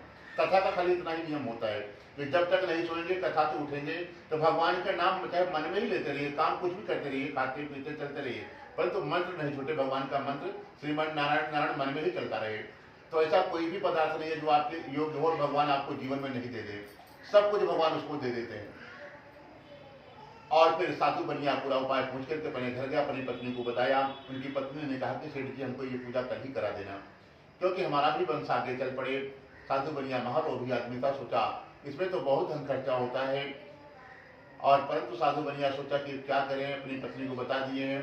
तो काफी देर विचार किया तो उसको समझ में आया कि भगवान भाव के भी भूखे हैं, भगवान के भाव से भगवान के सामने फल फूल मिठाई आपके पास नहीं व्यवस्था है, तो खाली भगवान के सामने बैठिए, भगवान को देखते रहिए, और ऐसा भाव आए कि आंसू आंख से टपक जाए, भगवान के सामने गिर जाए, तब भी भगवान उसके काम कर देते हैं। तो साधु को लगा ये फ्री वाला काम ज़्यादा बढ़िया है। अपनी पत्नी को बोला कि चलो देवी भगवान का मंदिर है बगल में, चलते हैं हम लोग आज। क्योंकि गरीबों के लिए, दरिद्रों के लिए, दरिद्र दो प्रकार के होते हैं। भगवान जिसको कुछ नहीं दिए हैं और जिसको बहुत कुछ दे दिया, भगवान को कभी देने के लिए वो नहीं निकालता है। पॉकेट भरा है लेकिन वो हाथ डालेगा तो चिल्लर ही ढूंढेगा, 150 की नोट नहीं पकड़ेगा। हाँ, तो वो दरिद्र ही उनको भी बोलते हैं। दो प्रकार के होते हैं, तो जिसके पास मजबूरी है और एक जानबूझ करके नहीं निकालते हैं। तो उनके लिए भगवान ने एक व्यवस्था बनाई है कि पत्रम पुष्पम फलम तो। भगवान ने कहा अगर नहीं निकलता है या नहीं है तो एक जंगली पेड़ का पत्ता ही ला करके हमारे मंदिर तक तो तू आ, चौखट पे रखते तब भी तेरा काम कर देंगे। कोई जंगली फूल, कोई जंगली फल तोड़ दे, फ्री का जो मिलता हो, जो खरीदना नहीं पड़े। पत्रम पुष्पम फलम तोयम, तोयम जल की पर्यायवाची है। बोला कि जल वो कौन सा, आंख वाला, वो लोटे से भर के घर वाला, ये घर वाला नहीं चाहिए उनको जल। तो बोला कुछ भी नहीं कर सकता तो खाली हमारे सामने बैठ, 2 बूंद आंसू तुम्हारे हमारे चौखट पे गिर जाएंगे तब भी काम कर देंगे। सेठ जी को लगा ये फ्री वाला काम ज्यादा बढ़िया है। पत्नी को लिया, मंदिर पहुंच गया। चौखट के सामने बैठे बैठे उसकी आंख में सही सही आंसू आ गए कि हे भगवान, लोग सुबह सुबह हमारा चेहरा नहीं देखना चाहते हैं, निसंतानी का बोलते हैं, काम बिगड़ जाता है। हे भगवान, इस कलंक से हमको बचा लीजिए। और सही सही भाव में ऐसे हो गया कि आंसू आंख से आ ही गया, चौखट पे गिर गया। सेठ को लगा कि हमारा काम हो जाएगा। फिर पत्नी को लिया, मंदिर में भगवान के 4 परिक्रमा लगाई, वापस घर आ गया। धीरे धीरे समय बीता गया। राजा के यहाँ एक पुत्र का जन्म हुआ और सेठ जी के यहाँ एक कन्या का जन्म हुआ और कन्या का नाम कलावती रखा गया धीरे धीरे। और फिर सेठ जी की पत्नी ने कहा कि हमारे यहाँ भी संतान हो गई, बेटा बेटी जो कुछ भी हुआ हमारा बस आगे चल पड़ा है, अब आप पूजा कर लेना। सेठ जी को लगा अब तो काम हो गया, क्यों पैसा खर्चा करें, अब संतान एक बार होना चालू हो गया तो अभी बेटी हुई है तो बेटा भी आगे हो जाएगा, अब क्यों पैसा खर्चा करें। फिर अपनी पत्नी से कहा कि हे देवी एक काम करो, चलो हम लोग मंदिर चलते हैं, अभी बहुत ज्यादा खर्चे में है। भगवान से एक बार क्षमा मांग के आ जाते हैं कि हे भगवान, जब हम अपने बेटी का विवाह करेंगे तो उसमें आपको बुलाएंगे, अभी बुढ़ापे में संतान हुई है, जितनी ननद है वो सब आएंगे और नगर के सेठ साहूकार सबको खिलाएं पिलाएंगे, इसी में बहुत धन खर्चा हो जाएगा। पूजा करेंगे तो अलग से फिर से भंडारा करना है, पंडित जी को भी बुलाना, उसमें लगेगा। और 5 साल बाद बेटी का विवाह करना ही है तो उसी में आपकी कथा भी कर लेंगे, उसको भी मान लेना। प्रभु भगवान तो दया करुणा के सागर है, गया क्षमा मांगा, भगवान ने माफ कर दिया, वापस आ गया और भगवान को वादा करके आया कि बेटी की विवाह में जरूर आपको बुलाएंगे। भगवान बोले कोई बात नहीं, जा क्षमा कर दिया, वापस आ गया, व्यापार के लिए चला गया। 5 साल बाद जब व्यापार से वापस आए तो देखता है कि बेटी हमारी 5 साल की हो गई। पहले बचपन में ही बच्चों की शादी होती थी, बाल विवाह का प्रथा था और शास्त्रों का नियम था कि जब रजस्वला धर्म से पहले ही कन्यादान करना है तभी पुण्य मिलता था। उस पूजन पाप पूजन करने के लिए उस कन्या का कई हजार लोग आता था, एक नहीं 2 4 10 गांव का लोग पाप पूजन करने के लिए आता था कि पवित्र कन्या उसका हम लोग पाप पूजन करेंगे। उस कन्या को लक्ष्मी स्वरूप मानते हैं, इसीलिए नवरात्रि में जो कन्या को खिलाते हैं 9 साल के अंदर की ही कन्या को भोजन कराते हैं, वो साक्षात लक्ष्मी का स्वरूप होती है। और जो दूल्हा आता है छोटा सा, वो भगवान विष्णु का स्वरूप माना जाता है, वर को भगवान नारायण का स्वरूप मानते हैं। इसका भगवान नारायण और विष्णु का जो पूजन करने का पुण्य मिलता है वो छोटे बच्चों का दूल्हा दुल्हन का पूजा करने का पुण्य मिलता था। इसलिए कई हजार लोग पाप पूजन करता था, पूरी रात सुबह हो जाती थी शादी होते होते। तो सेठ जी को भगवान से प्रार्थना किया कि शादी में बुलाएंगे और भगवान को वचन देकर के वापस आ गया, व्यापार के लिए चला गया। व्यापार से 5 साल बाद आया, देखा बेटी बड़ी हो गई है, अब विवाह करना चाहिए। तुरंत एक नौकर को बुलाया और आदेश दिया कि हमारी लड़की के लिए कोई बढ़िया सा बड़ी पुत्र ढूंढ करके लाइए। तो साधु की आज्ञा पा करके दूध के जो साधु का दूध था, नौकर था, ढूंढते ढूंढते कांचनपुर नामक नगर पहुंचा, जो हम लोग वही कलकत्ता के नाम से जानते हैं, पहले कांचनपुर नामक था उसका नगर का नाम। वहां पर एक बढ़िया बड़े पुत्र दिखाई पड़ा। उस लड़कों को साधु बनिया के पास लाया गया, साधु बनिया को लड़का पसंद आ गया। फिर सब तैयारी करने की, बढ़िया से टेंट बुलाया, टेंट वाले को, कैटर को, खाने कैमरामैन को, सब बढ़िया बढ़िया। सेठ जी ने ऑर्डर दिया कि बढ़िया बढ़िया वाला ही चाहिए क्योंकि हम इस बड़े नगर के सबसे बड़े आदमी हैं, सोने चांदी का कारोबार है। सब बढ़िया बढ़िया वीआईपी व्यवस्था हो गई, सब दरबार मंडप टेंट सब सज गया। विवाह का समय आया तो विवाह में बिना भगवान की उपस्थिति में ही शादी होती है और भगवान का पूजा करना भूल गया। उसको याद ही नहीं था साधु बनियों को खुशी खुशी में कि हम भगवान को वचन देकर के आए हैं कि पहले पूजन कर लेंगे फिर बेटी का विवाह करेंगे, या हमारे परिवार के कोई नियम है जब तक कथा नहीं होती, कथा के बाद ही विवाह का कार्य होता है। बच्चों के शादी के पहले होता है कथा, और किसी किसी यहाँ शादी के बाद जब दुल्हन आती है तब होता है। तो सेठ जी का नियम था तो पहले होती थी कथा। अपना वचन भी भूल गया और नियम भी भूल गया, तब भगवान क्रोधित हो गए साधु बनिया के ऊपर। शादी में भी भगवान का गणेश गौरी कलश नवग्रह का पूजन हुआ, सब देवताओं को बुलाया गया, भगवान भी आए, नारायण भी आए और शादी का कार्य हुआ। भगवान सब देते रहे। सेठ जी ने क्या बढ़िया खाने पीने के सब दरबार, हजारों काउंटर लगा दिए हैं कि लोग दिखाने के लिए लोग ज्यादा करता है, भाव सही तो कम करता है, लेकिन अगर दिखावा करना है तो खूब करेगा कि सबसे बड़ा आदमी हम ही है। वो मानने को नहीं तैयार है कि हमारे पास किसी चीज की कमी है। तो सब व्यवस्था बढ़िया बढ़िया कर दिया। भगवान देख रहे हैं देशों इस बनिया को, लक्ष्मी जी को हमने ही भेजा इसके यहाँ, तब जाके इसका धन बढ़ा है। लक्ष्मी अपने आप नहीं आती है, वो पति बता स्त्री है। पति जब तक भगवान नारायण नहीं कहेंगे इनके यहाँ जाओ, तब तक वो लक्ष्मी किसी के यहाँ देखती भी नहीं है। जाने की तो बड़ी बात है। भगवान ने कहा कि हमने भेजा है, इसका पर खूब धन रहे और हमारे लिए इसके पास पैसा नहीं है। शादी के कार्य संपन्न हुआ, भगवान देखते रहे और उसके बाद शादी के बाद में वहां भी विसर्जन किया जाता है कि जो जहां से देवता हैं सब लोग जाए। भगवान जाने लगे तो लक्ष्मी को कहा कि हे देवी आओ चलो, अब इसके यहाँ रहने की जरूरत नहीं है, क्योंकि इसके पास हमारे लिए नहीं धन है, तो इसके धन को करोगे तुम रह करके, धनी बना करके क्या करोगे इसको, चलो हमारे साथ। लक्ष्मी जी का हाथ पकड़ा, नारायण लेकर के वैकुंठ चले गए और फिर शादी का कार्य संपन्न हुआ। और फिर सेठ जी के पास जब हिसाब लगाया तो करोड़ों खर्चा आ गया। उसके बाद अपने जमाई को बोला कि हे बेटा चलो हम लोग दोनों व्यापार करते हैं। अपने जमाई को लिया सेठ जी व्यापार करने के लिए। आज रत्नपुर नगर जाते हैं, जो हम लोग आज रत्नागिरी के नाम से जानते हैं, वहां पर गए हैं, व्यापार करेंगे थे। भगवान पहले से साधु बनिया के ऊपर नाराज थे कि श्राप दिए थे कि भगवान गए और जाते जाते श्राप दे दिया कि आज के बाद इसको दारुण दुख मिलेगा, कहीं भी जाएगा कुछ न कुछ परेशानी जीवन में बनी रहेगी। और जिस दिन ये व्यापार करने के लिए रत्नपुर नगर पहुंचा, उसी दिन भगवान ने उस नगर के राजा के घर पर चोरी करा दी और चोर लेकर के धन भाग ही रहे थे। तो भगवान ने सिपाही का रूप बना करके राजा के सिपाहियों को भी खबर कर दिया, चोर जिधर जा रहे थे उधर इशारा कर दिया कि जाओ पकड़ो, उधर ही धन लेकर के जा रहे हैं। चोर ने देखा, पीछे मुड़ करके सिपाहियों को मालूम हो गया पकड़े जाएंगे, धन लेकर के भाग नहीं पाएंगे, पहले धन को कहीं छिपाएं। तो रास्ते में एक नाव खड़ी हुई थी जंगल में, उसी नाव में ही सारा धन छोड़ करके सिपाही लोग इधर उधर है। उनके डर से चोर लोग छिप गए। सिपाही पीछे से पहुंचे और देखा कि यहाँ दो आदमी जंगल में सो रहा है और सिपाहियों ने बिना पूछे ही लाठी डंडों से पिटाई करना चालू कर दिया। तो साधु बनिया और उनका जमाई था, थका हुआ था, नाव किनारे लगा करके, नाव पे सोना चांदी रखा था तो बगल में ही नाव पे सो रहा था। उनको लगा कि चोर आगे आगे भाग रहा था, कहीं यही दोनों तो चोर नहीं है। सिपाहियों ने बिना पूछे खूब पिटाई की सेठ जी की, उनकी जमाई की। दोनों लोग खड़े हुए और हाथ जोड़ करके कहते हैं कि आप लोग क्यों मार रहे हैं, बहुत बड़े व्यापारी हैं। आज तक जो सभा में जाते थे लोग कुर्सी छोड़ करके खड़ा हो जाता था, आइए सेठ जी आए, सेठ जी सब नमस्कार करके बैठाता था। जब तक रहते थे सब सेवा सत्कार करता था। आज कौन सा सम्मान हमको मिल रहा है, जीवन में पहली बार इतना बड़ा सम्मान सेठ जी को मिला था।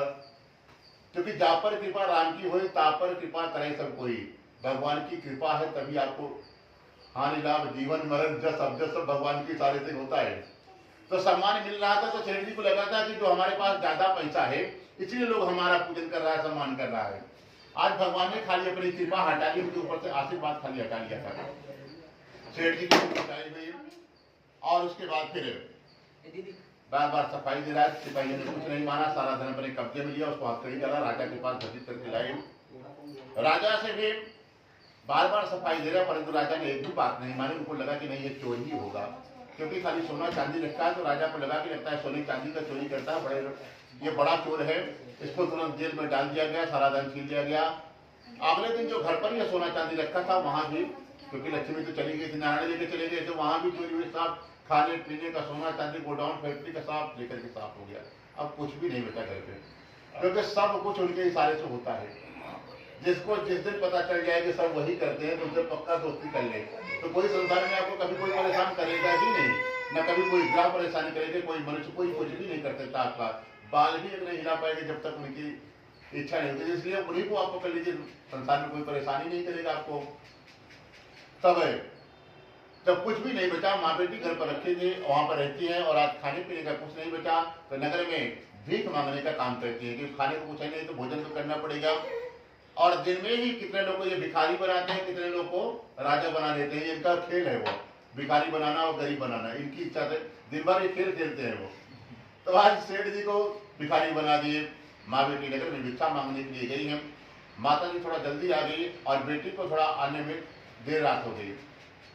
तो माता जी बहुत गुस्से में एकदम लाल पीली हो रही थी। बेटी आई डांटने लगे, अरे बेटी इतनी रात तक कहाँ रही, तेरे दिमाग में क्या चल रहा है?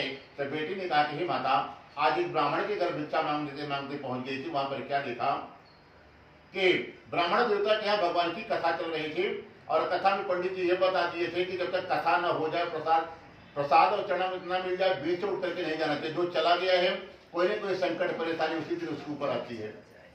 इसीलिए माता, हम लोग पहले से इतना दुखी है पूरा परिवार, और बीच कथा से उठ करके नहीं आई। रात तो हो गया, लेकिन इसीलिए नहीं आई कि पहले से इतने दुखी है और कोई समस्या नहीं आ जाए घर में। तब उनकी माँ का थोड़ा दिमाग ठंडा हुआ और बोला कि हे बेटा, क्षमा मांगते हैं, कल हम लोग दोनों साथ में चलेंगे और जितना धन मिलेगा उसी से एक बार भगवान का पूजन कर लेते हैं। क्योंकि तुम्हारे जन्म लेने के पहले से ही हम लोगों ने संकल्प किया था कि भगवान का पूजन करेंगे, और आज तक हम लोगों ने भगवान का पूजन नहीं किया। कहीं भगवान तो नहीं नाराज हो गए हैं? तो माँ बेटी अगले दिन निकलती है, जिस नगर में धनवान लोग रहते हैं, ऐसे सुंदर नगर में गई है। भगवान की कृपा से उनको भिक्षा में बहुत सा धन मिला, जिससे खाने पीने के लिए बढ़िया बढ़िया पके केले के फल, शक्कर, घी, दूध, दही आदि व्यवस्था बनाई है। भगवान का पूजन किया और भगवान से क्षमा मांगा कि हे भगवान, मुझसे या मेरे परिवार में किसी से भी यदि कोई आपका अपराध हो गया हो, हमारे पूरे परिवार में किसी से भी, तो हम पूरे परिवार की तरफ से आज माँ बेटी आपसे क्षमा मांगते हैं। हमारे परिवार की रक्षा करो, बहुत संकट परेशानी गरीबी घर में आ गई है प्रभु। और भगवान से प्रार्थना किया और भगवान उस पूजा से संतुष्ट हो गए। और पूजन के बाद विसर्जन किया गया कि जहां से देवता है सभी लोग जाएं। तो भगवान नारायण बैकुंठ न जा करके, जहाँ साधु बनिया जेल में बंद था, उस राजा को भगवान जाकर के दर्शन दिया। दर्शन देकर के कहा कि हे राजन, जिन दोनों वैश्यों को आपने बंदी बनाया है, ये दोनों बहुत बड़े व्यापारी हैं, इनको छोड़ देना, जितना धन लिया उससे दुगना धन दे देना। यदि ऐसा नहीं करोगे तो अगले दिन आपका जो बेटा है और पूरे राज्य को हम स्वयं नष्ट कर देंगे। भगवान सपने में ही राजा को बता करके चले गए। राजा स्वप्न से जागा, सभा में अपने मंत्रियों को बुलाया, आदेश दिया, और तुरंत साधु बनिया को जेल से छुड़ाया गया, उनके जमाई को छुड़ाया गया, ला करके सभा में लाया गया। दोनों ने आकर के राजा को प्रणाम किया। राजा कहता है कि हे महानुभावों, भाई वस्तु में इतना दुख प्राप्त हुआ था, विषय आपको कोई भय नहीं है। तुरंत उनको नए नए कपड़े और धन दोगुना देकर के अपने नगर से विदा कर देता है, और दोनों वैसे अपने अपने घर के लिए चलते हैं। बोलो श्री सत्यनारायण भगवान की जय। ओम श्रीमन्नारायण नारायण नारायण भजमनि नारायण नारायण नारायण विष्णु नारायण नारायण नारायण गोविंद नारायण नारायण नारायण भक्ति नारायण नारायण नारायण मुक्ति नारायण नारायण नारायण हरि नारायण नारायण नारायण। बोलो श्री सत्यनारायण भगवान की जय। असली चतुर्थो अध्याय, ये तीसरा ज्यादा पढ़ा था, बाकी छोटे छोटे। चौथा बड़ा है। हाँ, चौथा नहीं पढ़ा है, हो गया बड़ा वाला, अब 2-3 मिनट वाला है।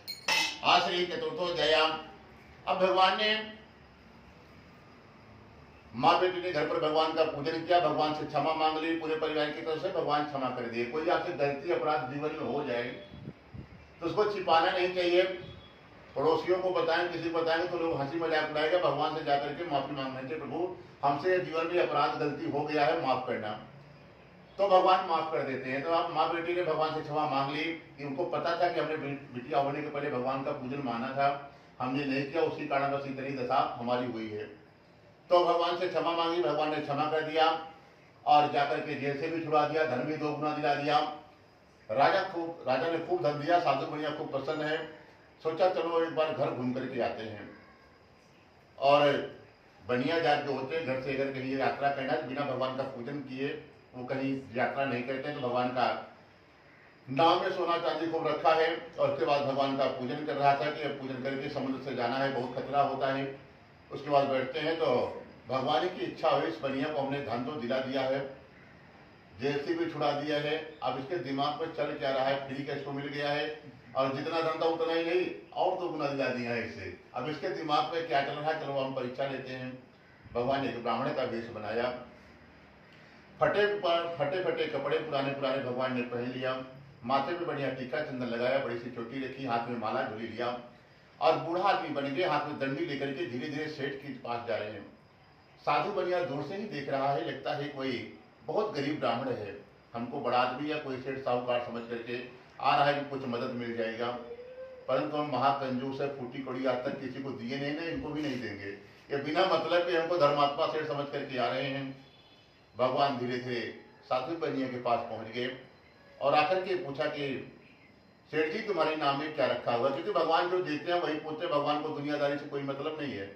आपको ज्यादा धन दिया तो कभी रोड पर एक कटोरी लेकर के भिखारी भी बन करके आ सकते हैं मांगने के लिए, और जो भिखारी मांगता है कोई और नहीं है, भगवान ही है, परीक्षा लेने के लिए आते हैं, क्योंकि जीव रूप में सबके अंदर भगवान ही है। जिस दिन इस मनुष्य को पता चल जाएगी ना, कभी किसी का कोई बुराई नहीं करेगा, किसी का अपमान नहीं करेगा, किसी की आप चुगली बुराई कुछ भी करते तो भगवान का ही कर रहे हैं, क्योंकि जीव रूप में भगवान, जितना भगवान तुम्हारे अंदर है उतना ही भगवान वही उसके भी अंदर बैठे हुए हैं।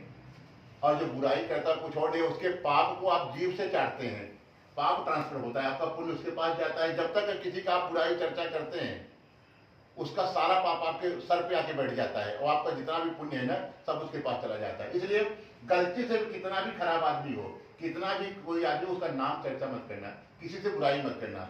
उसमें करने से आपका ही बुरा होगा, उसका कुछ नहीं होता, उसका पाप तुम्हारे सर पे चला आता है उसका चर्चा करने से। इसलिए बचाना है, पुण्य को अपने पास रखना है। लोगों को लगता है कि हम 10 लोग को कर रहे हैं तो वो आपका ही घाटा हो रहा है, उसको तो भला हो रहा है, आपको अनजाने आपका जा रहा है पुण्य उसके पास। तो भगवान पहुंचते हैं, सामने प्रकट हो गए और जाते ही पूछा कि सेठ जी तुम्हारे नाम में क्या रखा हुआ है। सेठ जी को लगा कि कोई गरीब ब्राह्मण है, पैसा मांगने के चक्कर में आया है, अगर बता देते हैं सोना चांदी रखा है तो कहीं मांग न ले, और मांग लेंगे तो कुछ न कुछ देना पड़ेगा, नहीं ब्राह्मण देवता श्राप दे देंगे। पहले के देवता ब्राह्मण देवता बहुत धर्मात्मा होते थे, अगर किसी को श्राप दे दिए तब भी लगता था, और किसी को आशीर्वाद दे दी तो वो भी लगता था। वो कैसे लगता था, कभी किसी का बनाया हुआ खाना नहीं खाते थे, किसी के यहाँ अपने हाथ का ही बनाते थे, या उनकी पत्नी घर में बनाए, किसी का झूठा मीठा कुछ भी नहीं खाते थे। खाने का पीने का नियम, त्रिकाल संध्या, तीनों टाइम संध्या करते थे, बंधन करते थे, तो अपने आप उनके पास इतनी शक्ति रहती थी, और इसीलिए लोग उनसे डरता था। अगर इनको क्रोध आ गया तो सब सत्यानाश हो जाएगा, कितना भी बड़ा आदमी हो, ब्राह्मणों से सब डरता था। अभी सब कलयुग है, सब अपने कर्म से पतन हो गया सबका, कहीं भी खा लेंगे, कुछ भी कर लेंगे, कहीं भी जाना आना।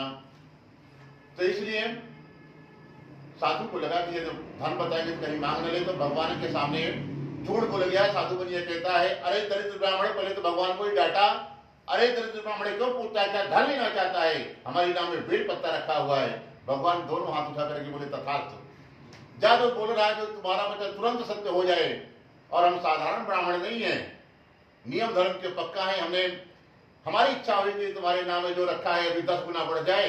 तूने बेल पत्ता बताया है, नहीं भरोसा तो मुड़ करके देख ले, 10 गुना बढ़ गया है।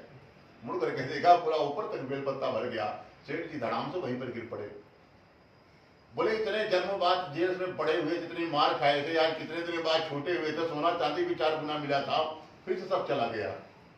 उसके चक्कर में वो बेहोश हो गए। काफी देर बाद जब उनको होश आया तो साथ में उनका जमाई था, उसने कहा ससुर जी अब रोने गाने से कुछ नहीं होने वाला, एक काम करो, जो वहां ब्राह्मण बैठा है हमको लगता है कोई सिद्ध महापुरुष है, साधारण ब्राह्मण तो हो नहीं सकता, एक काम करो आप उसके जाइए, चरण पकड़िए, रोइए, विनती करिए, यहाँ पर वही आपकी रक्षा कर सकता है। नहीं तो पूरा जीवन आप सोना चांदी तो बेचना भूल जाइए, बेल पत्ता है, फूल पत्ता ये बेचोगे पूरा जीवन।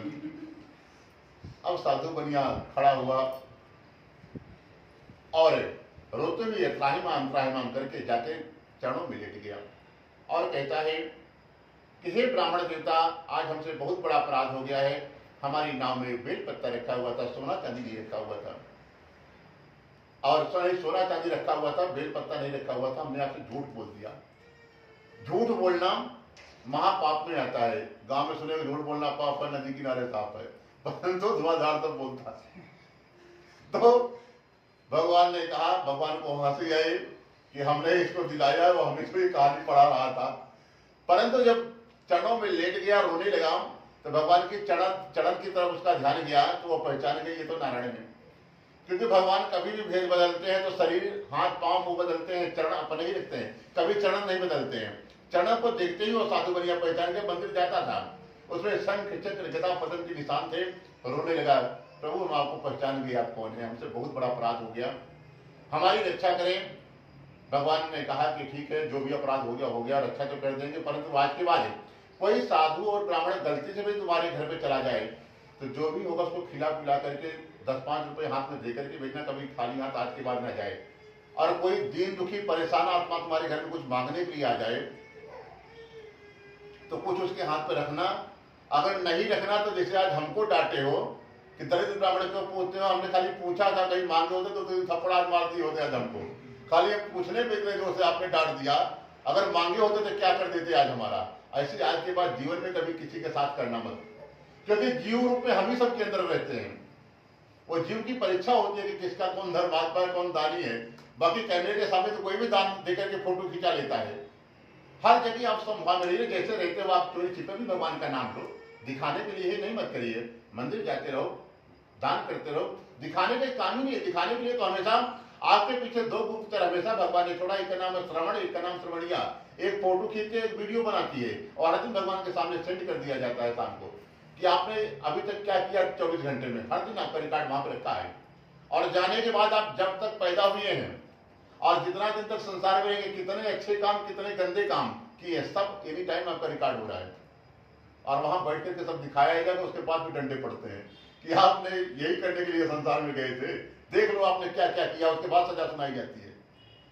इसलिए हमेशा अच्छे कर्म का, भगवान का नाम का आश्रय लेते रहेंगे तो कभी जीवन में गंदे काम नहीं हो पाएंगे। इसलिए नाम जब हमेशा आप काम करते रहिए, नाम जपते रहिए, भगवान का नाम लेते रहिए, तो कभी गंदे काम, गंदे विचार दिमाग में आएंगे ही नहीं। और हमेशा आप भगवान देख रहे हैं, ये दिमाग में होना चाहिए कि भगवान हर क्षण श्रवण श्रवण आपके पीछे लगे हुए हैं। ये मत देखिए कि अगर दान भी कर रहे हो तो उसका भी फोटो भगवान के पास भेज दिया गया है। ये नहीं कि कोई आपको देखे कि नहीं देखे, उससे नहीं मतलब है। जिसको देखना है वो देख रहे हैं, आपका पुण्य पाप सब लिखा जा रहा है। साधु बनिया भगवान से क्षमा मांगी, भगवान ने माफ कर दिया, फिर से सोना चांदी दे दिया, भगवान का पूजन किया, अपने नगर के लिए चल पड़ा। नगर पहुंचता है तो नाव चलाने वाले को भेजा कि जाकर के संदेशा दे दो, हम लोग नगर पहुंच गए, घर पर आने वाले हैं। और जैसे घर पहुंचा क्या देखा है, आज साधु की पत्नी और बेटी फिर से भगवान का पूजा रखा था कि हे भगवान हमारा पति जमाई घर आ जाए, बहुत दिन हो गया, इनको कुछ भी नहीं खबर है कि लोग जीवित है कि नहीं है। प्रभु जिस दशा में जहां भी हो एक बार घर भेजे। जैसे ऐसे कहा तुरंत नाव वाला घर पहुंचा और संदेशा दिया कि सेठ जी नगर के पास आ गए हैं, घर पर आने वाले हैं। सेठानी की पूजा ही छोड़ के खड़ी हो गई, बोली हे बिटिया बाकी का जो पूजा बचा है तुम कर लेना, हमारा पति बहुत दिन बाद आया, हम जा रहे हैं देखने। और तू भी पंडित जी को बोले जल्दी जल्दी 2 मिनट में पूजा करा दे, तू भी आ जा, तुम्हारा भी पति आ जाए। माता जी पूजा छोड़ के चली गई, बिटिया भी जल्दी जल्दी पूजन किया। पंडित जी ने कहा बेटा चढ़ा फिर प्रसाद लेके जा। बोली पंडित जी चुप रहो, अभी तक परेशानी थी, हमारे पिताजी योग नहीं थे और पति नहीं था, फिर से हम सेठ बन गए, आ गए हमारे पिताजी। अब धन की कोई कमी नहीं है, दक्षिणा बराबर लेना है तो शांति से बैठे रहो। पंडित अभी हमारा भी पति आया, दोनों लोग आएंगे तो शांति प्रसाद खाएंगे हम। अब पंडित जी भैया बैठे रहे, बिना प्रसाद छोड़ करके बिटिया चली गई, भाग गई। वो भी माँ आधी पूजा छोड़ करके भाग गई थी, बिटिया बिना प्रसाद लिए भाग गई। और वहां पर क्या देखा, जैसे पहुंची है साधु बनिया नाव से उतरा था और अचानक से लहर आ गई। साधु बनिया के जमाई और नाव सोना चांदी सब जल के अंदर चला गया, सब समाप्त हो गया। पीछे बेटी आई, उसको मालूम है कि हमारा पति जल में चला गया, फिर से जोर जोर से वहां पर रोने लगी। साधु बनिया भी बड़ा दुखी हुआ कि हे भगवान इतने दिन बाद इतना धन मिला था, पूरा परिवार मिलने जा रहा था, ये फिर कौन सी समस्या बन गई। जो सूर्य भगवान से उनको देकर के हाथ जोड़ करके प्रणाम किया और कहता है कि हे भगवान सूर्य कोई और नहीं है, साक्षात नारायण ही है, साक्षात भगवान विष्णु जी है, नारायण है। जैसे अर्जुन को कृष्ण ने दर्शन दिया था विराट रूप, वही भगवान वही है, सबको दर्शन देने के लिए आते हैं। जो जानता है उनको पूजन कर लेता है, प्रणाम कर लेता है। जो प्रणाम करता है जल देता है हर दिन ना, उसको जीवन में कभी एक्सीडेंट नहीं होगा। जो 1 लोटा जल देता है, रास्ते में आपके साथ कोई चोरी नहीं करेगा, सुरक्षित आप घर से निकलोगे, घर तक शाम को भगवान को भेजने की जिम्मेदारी उनकी हो गई। आपने खाली 1 लोटा जल देकर के उनको प्रणाम कर लिया, इतना ही काम है आपका, पूरा दिन आप सुरक्षित हो गए। भगवान से सूर्य भगवान को साधु बनिया हाथ जोड़ कर कहता है हे भगवान फिर से मुझसे कौन सा अपराध हो गया है, मार्गदर्शन करे। भगवान ने तुरंत आकाश मार्ग से आकाशवाणी की कि हे साधु तुझसे कुछ भी अपराध नहीं हुआ है, तुम्हारी बेटी और आज पत्नी ने पूजन रखा था, इन लोगों ने पूजन तो जैसे जैसे कर लिया, परंतु आज प्रसाद का अपमान कर दिया है, प्रसाद को छोड़कर क्या गई बिना ली हुई है, इसी कारण बस ऐसी घटना घटित हुई है। एक काम करो, पूरा परिवार भाग करके जाओ, भगवान के प्रसाद चढ़ाने को ले लो, फिर वापस आओ, तो अभी आपकी नाव जमाई सब मिल जाएगा। पूरा परिवार गया, भगवान से क्षमा मांगी, प्रसाद मांग करके खाया, वापस आया है। फिर समझ में एक भगवान की कृपा से लहर आई जिसमें साधु बनिया के नाव धन और जमाई सब मिल गया। पूरा परिवार भगवान का पूजन करके अंत में वैकुंठ को जाते हैं। बोलो श्री सत्यनारायण भगवान की जय। ओम श्रीमन्नारायण नारायण नारायण भजमनि नारायण नारायण नारायण विष्णु नारायण नारायण नारायण नारायण नारायण भक्ति नारायण नारायण नारायण मुक्ति नारायण नारायण नारायण भजमन नारायण नारायण नारायण सत्य नारायण नारायण नारायण बोलिए सत्यनारायण भगवान की जय। भगवान का नाम लेने में अपना ही फायदा है, क्योंकि जितना अच्छा कर्म जितना गंदा कर्म करे हैं, जमराज के सामने जाएंगे तो वही वीडियो टीवी की व्यवस्था है, अब बैकुंठ जाएंगे तो वहां कुछ नहीं देखना पड़ेगा, और डिलीट खाली वो फोटो यही करा सकते हैं जितने भी हो गए हैं, इनके पास जाओगे तो देखने से बच जाओगे, मार खाने से बच जाओगे। इसलिए भगवान का नाम लेना जरूरी है। आप मंदिर में बैठ के पूजा करेंगे नहीं करेंगे कोई बात नहीं है, आप काम करते रहिए, गाड़ी चलाते रहिए, खाना खाते रहिए, मगर भगवान का नाम लेते रहिए, भगवान ही बचा सकते हैं। श्री पंचमोध्याय और 5वें अध्याय में एक तुंगध्वज नाम का राजा है। इस दिन उसके मन में विचार है कि आज चलो हम जंगल में जंगली जानवरों का शिकार करते हैं। राजा शिकार करने के लिए जंगल में गया है, काफी देर हो गया, थक गया, सोचा कहीं विश्राम कर ले। एक बड़ वृक्ष दिखाई पड़ा, वहां पर गया है, बैठ करके विश्राम कर रहा था। फिर काफी देर बाद देखा वही बगल में ही काफी छोटे छोटे बालक गाय चरा रहे थे, और राजा वहां पर देखा वो लोग भगवान के जैसे यहाँ पर आपने दरबार सजाया है, बच्चे तो छोटे ही छोटे थे, परंतु किसी के यहाँ सत्यनारायण की कथा हुई होगी तो लोगों ने देखा था बच्चे लोग, तो बच्चे लोग छोटे बच्चे जो देखते हैं वही करते हैं, तो उन लोगों ने देखा था। तो उसमें बच्चे लोग पूजा आपस में खेल रहे थे, कोई भगवान का फोटो लाया था, कोई पाटा लेके आया था, कोई पंचामृत पंजीरी प्रसाद, उसी में कोई नाई ठाकुर बना, कोई पंडित जी बन रहा है, कोई जजमान बन रहा है, आपस में सब बालक कर रहे थे, पूजा खेल रहे थे। राजा देखा कि यहाँ पर लगता है बालक लोग कोई पूजा कर रहे हैं, और भगवान की फोटो भी रखी हुई थी, बच्चे लोग वही भाव से कर रहे थे जैसे उन्होंने देखा है बच्चे लोग कि घर में हमारे मम्मी पापा कैसे पूजा कर रहे थे, तो भाव से तो सही से पूजा कर रहे थे। राजा दूर से देख रहा, परंतु राजा वहां पर नहीं गया। राजा को लगा कि गाय चराने वाले है, गाय चराने वाले इसके पास गाँव तो उसको लोग गंवार समझता है, और राजा के पास कुत्ते उत्ते पाला था तो लगता कि बड़ा इसलिए वहां पर नहीं गया। और फिर थोड़ी देर बाद बालकों ने पूजन को पूर्ण किया, तो एक छोटा सा बालक सोचा कि राजा है, राजा भगवान का ही स्वरूप होता है, पहले हम इसको प्रसाद देते हैं, फिर बाद में हम लोग ग्रहण करेंगे। प्रसाद लेकर के राजा को जो बालक देने के लिए गया तो राजा बड़े जोर से डांटा, तुम लोग छोटी जात के हो, तुम्हारी हिम्मत कैसे हुई प्रसाद देने की। बालक प्रसाद लेकर के वापस आ गया, भगवान के सामने वो प्रसाद रख करके रोने लगा। और भगवान का भक्त जितना छोटा होगा भगवान उसी तरह प्रेम करते हैं। भगवान अगर बालक है तो भगवान भी बच्चे बन जाते हैं। उस बच्चे को रोते हुए देख करके भगवान खुद रोने लगे, फोटो से मूर्ति से आंसू गिर गया, और भगवान ने कहा, और आंसू जो गिरा वो आंसू अग्निदेव बन गए। अग्निदेव को आदेश दिया कि हे अग्निदेव एक काम करो, इस राजा ने, राजा के पास ज्यादा धन है, इसको बहुत बड़ा अभिमान है, अभिमान आना पतन का कारण होता है। किसी को भी किसी लाइन में भी यदि अभिमान आ गया समझ लो उसका पतन नीचे गिरने का टाइम आ गया है। तो राजा ने कहा कि इसको बहुत बड़ा घमंड है कि हमारे पास ज्यादा धन है, बड़े आदमी है, इसके घर जाइए अग्निदेव, जितना भी घर पत्नी बेटा माँ बाप नौकर चाकर सब जला करके खत्म कर दो, इसके पास कुछ भी नहीं बचना चाहिए, तब इसका अहंकार शांत होगा। अग्निदेव पहुंचे, गए, सब कुछ जला करके मिट्टी में मिला दिया। आज कुछ भी उसके घर पे नहीं बचा है। राजा शाम के समय घर पहुंचा, देखा थोड़ी देर पहले के कितना बढ़िया पत्नी थी, बच्चे थे, माँ बाप थे, नौकर चाकर सारी व्यवस्था थी, और यहाँ पर सब जल करके मिट्टी में मिल गया, और ऐसे ठंडा हो गया जैसे हमेशा से ऐसे था, यहाँ पर कोई धुआं भी नहीं निकल रहा है, जैसे पहले से ही ठंडा है पूरा घर। राजा समझ गया ये सब भगवान ने ही किया है, जो हमने प्रसाद का अपमान कर दिया, समझ गया। राजा तुरंत फिर जंगल में भाग करके गया, बालकों से पैर पकड़ करके क्षमा मांगा, भगवान से क्षमा मांगा, प्रसाद मांग करके खाया, तो भगवान को दया आ गई कि चलो हमारे भक्तों से क्षमा मांग लिया है, और प्रसाद मांग करके खाया। तो जैसे था भगवान ने विश्वकर्मा भगवान को पहुंचने के पहले भेज दिया, सब कुछ वैसे बना दिया। राजा अपने घर गया, सब कुछ प्राप्त करके फिर बड़ा प्रसन्न हुआ, भगवान का पूजन करके सुख शांति से घर में रहने लगता है, और अंत में वैकुंठ धाम को जाता है। कहते हैं जो भी मनुष्य इसे परम दुर्लभ को करता है, भगवान की कृपा से उसके जीवन में कभी धन दाने की कमी नहीं होगी, कभी वो निर्धन नहीं होगा। जो नियम के साथ एक बार भी जीवन में कर लिया कभी गरीब होगा ही नहीं, और जो निर्धन होता है वो धनवान हो जाता है, जो किसी बंधन में परेशानी में फंसा होता है बंधन मुक्त हो जाता है, निर्भय हो जाता है, जिनके परिवार में संतानें नहीं होती है संतान होने लगती है, और अंत में वो परम धाम वैकुंठ हो जाता है। और कहते हैं जिन्होंने पहले जन्म में इस कथा को किया उनके दूसरे जन्म की कथा बताएं। कहते हैं जो उल्कमख नाम का राजा था, एक संतान पाने के लिए पूजा किया था, वही दूसरे जन्म में राजा दशरथ होता है। और भगवान स्वयं जाकर के चार चार पुत्रों का सुख दिए हैं। और अंत में वो भी रंगनाथ भगवान का पूजन करके परम धाम को जाता है। और कहते हैं जो बाल बाल से वही दूसरे जन्म में भगवान कृष्ण के बाल सखा बने हुए हैं और भगवान कृष्ण की परम भक्ति करके परम धाम को जाते हैं। जो काशी का गरीब ब्राह्मण था सतानंद, वही दूसरे जन्म में सुदामा जी बनते हैं और वो भी भगवान श्री कृष्ण की परम भक्ति करके फिर अगले जन्म में वैकुंठ को प्राप्त करते हैं। और कहते हैं जो साधु बनिया था वो कौन बना है, कहते हैं वही दूसरे जन्म में, अगले जन्म में वो मौरध्वज नाम का राजा बनता है। क्योंकि कर्म का ही फल भगवान देते हैं। आपके हाथ में कि आपको गरीब बनना है कि अमीर बनना है, इस जन्म में या अगले जन्म में। जैसे कर्म करेंगे वैसे फल मिलता है।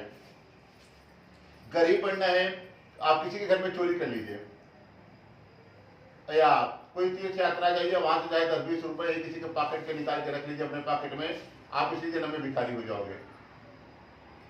और अमीर बनना है तो आप गरीबों की सेवा करिए, जो भी यथाशक्ति हो दूसरों का आप सुख दीजिए, यानी आपके वाणी से किसी का कभी कोई जीवन में अपमान नहीं हो। क्योंकि जीव रूप में भगवान सब जगह व्याप्त है, आप उन्हीं का कर रहे हैं अपमान। अगर किसी को डांट रहे हैं कि ऊंची आवाज में बात कर रहे हैं, किसी का अपमान कर रहे हैं, तो किसी और का नहीं कर रहे हैं, अपना ही आप बुरा कर रहे हैं। इसलिए सबका सम्मान करिए। जीव रूप में भगवान सबका देख रहे हैं कि आप कैसे हो। ये नहीं कैमरा के सामने कुछ और चेहरा, कैमरा हटा तो फिर कुछ बदल गए, अपने दूसरे रूप में आ गए। नहीं, हर समय आप समभाव में रहिए। तो अपने जीवन में साधु बनिया इतना दान पुण्य पूजा पाठ कर लिया था कि अगले जन्म में वो राजा बनता है मगध का। और भगवान कृष्ण अवतार में आए थे, अपने मित्र अर्जुन को बुलाया कि चलो आज एक हमारा पूर्व जन्म का शिष्य है, उसकी परीक्षा लेते हैं। अर्जुन को शेर बनाया और भगवान लेकर के परीक्षा लेने के लिए पहुंचे हैं। तो राजा ने घोषणा कर दी थी कि हमारे नगर में कोई साधु और ब्राह्मण आ जाए, कितना दान करो कि 1 साल तक बैठ करके खाए, किसी का मांगने की नहीं जरूरत पड़े। और भगवान जैसे पहुंचे हैं, भगवान को भी खूब सोना चांदी कपड़ा धन आया, परंतु ये तो साक्षात नारायण गए थे। इन्होंने कहा कि ये सब हमको नहीं चाहिए, आप अपने राजा को बुलाइए, जो चाहिए हम उसी से मांगेंगे। राजा को संदेशा मिला कि आज तुम्हारे दरवाजे पे एक विचित्र ब्राह्मण आया है, उसके शरीर से जैसे सूरज निकलता है, इतना तेज चारों तरफ से निकल रहा है और साथ में सिर लेकर के आया है। राजा को समाचार मिला, राजा भाग करके आया और ब्राह्मण के चरणों में लेट गया, भगवान को पूजन किया, प्रणाम किया और कहता है कि आप आदेश करें, क्या आपकी सेवा करें। तो भगवान ने कहा कि हमको कुछ नहीं चाहिए, जो हमारे साथ में शेर आया है 6 महीने से इसका व्रत चल रहा है, इसकी इच्छा है जो तुम्हारे पास एक बेटा है उसी को खा करके अपना व्रत तोड़ेगा, नहीं तो अपने प्राण को त्याग दे देगा, परंतु ये व्रत को नहीं तोड़ेगा, भले शरीर शांत हो जाए इसका। बोले ये क्या मांग रही, अभी तक तो ब्राह्मण आए थे सोना चांदी पैसा लेकर के चले जाते थे, तो हमारे बेटे को ही मांग रहे हैं। और बोला मांग ही नहीं रहे हैं। भगवान ने कहा कि तुम्हारे बेटों को ये शेर खा करके व्रत तोड़ेगा और पति पत्नी आरे से काट करके दोगे और खाली दाहिना भाग खाएगा, बायां भाग भी हमारा सिर नहीं खाता है। अब तो राजा डर गया, परंतु पूर्व जन्म में भगवान उसको मिले थे जंगल में साधु बनिया को, जब था तो उसको याद था कि हमने भगवान को वचन दिए हैं, यदि आप मना कर देते हैं और भगवान को वचन दिया था कि वो चीज है और कोई साधु ब्राह्मण मांगेगा तो खाली हाथ नहीं जाने देंगे। और उनके पास बेटा था, यदि आज मना कर देता तो मरने के बाद नरक में पड़ा रहता कई 1000 साल। बोला वचन भी नहीं तोड़ सकते हैं, तो उन्होंने पत्नी को बुलाया, आरा को मंगाया है, अपने बच्चे को ही आरे से काट रहा था, जिसे थोड़ा शरीर कटा। बच्चे की आंखों में आंसू आ गया, भगवान ने देख लिया, बोला कि पहले देखा पहले ही बताए थे, किसी को रोना भी नहीं, आंसू भी नहीं आना है, नहीं तब भी हम दान नहीं लेंगे। भगवान बोले कि हम जा रहे हैं। जैसे छोटा सा बालक हाथ जोड़ करके कहता है कि हे भगवान, ब्राह्मण देवता आप जो कोई भी, हमको शरीर से मोह नहीं है, ये मिट्टी से बना हुआ है और 70-80 साल में शांत होगा, फिर से लोग हमको जला करके फिर से मिट्टी बना देंगे, मिट्टी में मिला देंगे, इसलिए मिट्टी के पुतले से हमको कोई मोह नहीं, आज नहीं कल इसको समाप्त होना ही है, शांत होना है। और कोई पड़ोसी नहीं मिट्टी में मिलाने आएगा, हमारा खुद का बेटा ही हमको जला करके मिट्टी मिला देगा। इसलिए उसके पहले ये शरीर दान ले लेता है तो हमारा पूरा जीवन धन्य हो जाएगा। आपने दाहिना भाग मांगा था, बायां भाग क्या करेंगे घर वाले लेकर के, इसलिए हमारी इच्छा हुई कि पूरा शरीर यदि आप दान में ले लेते तो हमारा जीवन धन्य हो जाता। जैसे छोटा सा बालक इतना बात बोला, भगवान शंख चक्र लेकर के प्रकट हो गए, बोले हम साक्षात नारायण हैं, हम खाली परीक्षा ले रहे थे, हमको शरीर से बच्चे तो कोई नहीं चाहिए था, खाली हम तुम्हारी इच्छा में आने लेने के लिए परीक्षा लेने के लिए आए थे। पूर्व जन्म में हमने हमको वचन दिया था, अभी निभा रहे हो तो नहीं निभा रहे हो। तुरंत भगवान ने कहा कि राजन, इतना कठिन परीक्षा आज तक हमने नहीं ली, तुमसे ली, तुम पास हो गए, वर मांगो क्या चाहिए। बोला अभी तक आप पंडित जी बन करके आए थे, आज तक हमने ब्राह्मणों से लिया नहीं, खाली ब्राह्मणों को दिया है पूरा जीवन, यदि ले लेंगे तो हमको अपमान हो जाएगा कि हमने आज ब्राह्मण से लिया था। बोला अब तो पहचानेंगे हम साक्षात नारायण है, कुछ नहीं लोगे तो आज हमारा अपमान हो जाएगा। हमने जिसकी भी परीक्षा ली है बदले में वरदान सबको दिया है, कोई ना कुछ हमको देना पड़ता है, वो हमारा आज नियम टूट जाएगा। बोला यदि ऐसा है तो आज के बाद जो भी तुम्हारी भक्ति करेगा प्रभु, आप भिक्षा में आपसे वरदान में यही मांगते हैं कि आज के बाद उसको अपनी भक्ति दे देना, कभी परीक्षा मत लेना जैसे आज आपने हमारी ली है। भगवान ने वचन दिया कि आज के बाद किसी की परीक्षा नहीं लेंगे, जो भी हमारा भक्त बनना चाहिए आज से फ्री होकर के बन सकता है। भगवान तब से बिना परीक्षा के अपना शिष्य बनाना चालू कर दिए। अब आज तक किसी की परीक्षा नहीं ली है, क्योंकि परीक्षा में पास तो कोई कोई होगा, 99 में 1% पास होगा, बाकी 99 फेल हो जाएंगे। और ऐसी परीक्षा कोई नहीं देना चाहेगा, अपने बेटों को काटना चाहिए। और भगवान ने कहा कि तूने इतनी कठिन परीक्षा से दी है तो जहाँ इसका नाम आरा रख देते हैं। जहाँ पर परीक्षा ली थी बिहार का एक क्षेत्र है आरा है, वहीं पर परीक्षा हुई तो उसका नाम ही भगवान ने उसी दिन से आरा रख दिया, और आज तक प्रमाण के रूप में उसको आरा ही बोलते चले आ रहे हैं। बोलो सत्यनारायण भगवान की जय। ओम श्रीमन्नारायण नारायण नारायण भजमन नारायण नारायण नारायण माता नारायण पिता नारायण। जो माता पिता होते हैं साक्षात भगवान का स्वरूप होते हैं, जय अपने माता पिता हो जय सास ससुर हो, यदि उनको प्रसन्न रखे हैं और प्रसन्न है उसके विषय में कैसे जानकारी हो। जिस दिन आप कान से यह सुन